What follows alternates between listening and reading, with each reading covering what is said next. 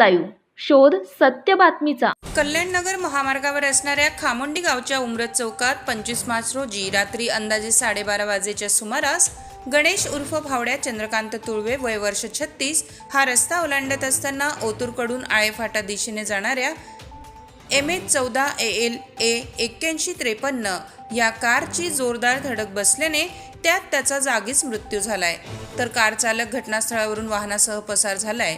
घटनेची माहिती मिळताच ओतूर पोलीस स्टेशनचे सहाय्यक पोलीस निरीक्षक लहू थाटे, पोलीस हवालदार सुरेश गेंगजे, संदीप भोते, सखाराम जुंबड तात्काळ हजर झाले होते।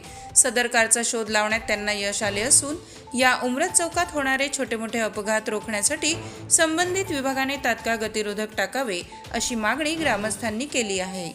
महाराष्ट्रातील लेटेस्ट बातम्या पाहण्यासाठी महाराष्ट्र न्यूज चॅनलला यूट्यूबवर सबस्क्राईब करा आणि बेल आयकॉन प्रेस करा।